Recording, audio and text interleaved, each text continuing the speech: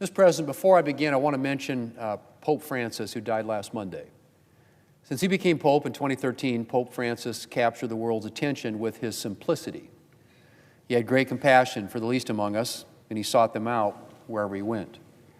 In his final homily on Easter Sunday, he reminded us not to remain stationary, but to go out seeking Jesus everywhere and in everyone. And that's how he lived, going out into the world, seeking Jesus and bringing the gospel to those that he met. I trust that he is now at home with his Father in heaven. And my thoughts and prayers are with South Dakota Catholics and all those who are mourning this humble servant of God. Mr. President, we're kicking off the week today with a vote on a former colleague of ours, David Perdue, to be the ambassador to China. And we'll be working through several other ambassador nominations this week, including our ambassador to our close friend and ally, Great Britain. I don't need to tell anybody that it's important to have these individuals in place. And we're going to continue to confirm the President's ambassadors as expeditiously as possible.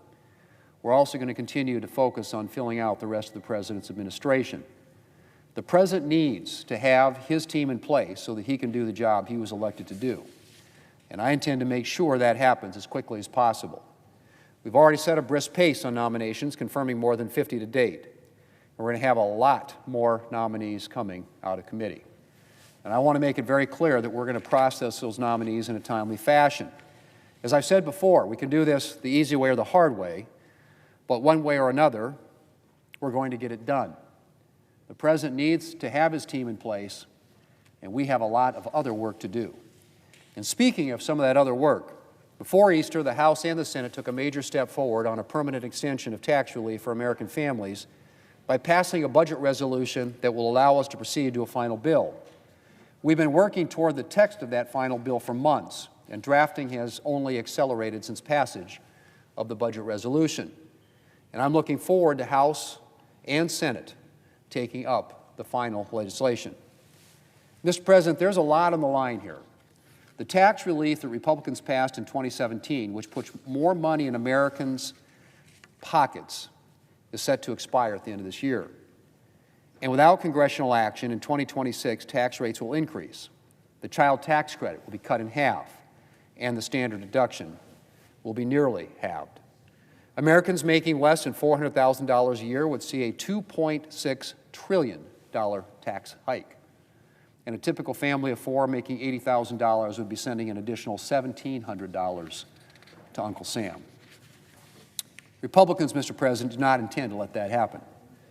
And our final bill will not only extend the 2017 tax relief for hardworking Americans, it will make it permanent. And in addition to permanent tax relief, our final legislation will invest in our border, energy, and national security.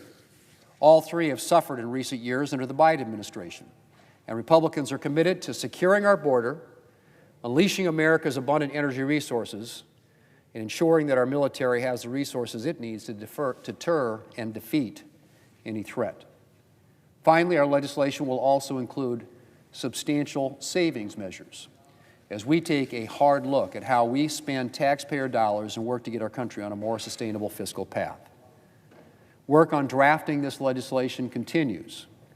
As we consider nominations, measures to repeal burdensome Biden administration regulations and other legislation on the floor, off the floor, we are getting ever closer to a final bill. And Mr. President, it's going to be great. Mr. President, I yield the floor, and I suggest the absence of a quorum. The clerk will call the roll.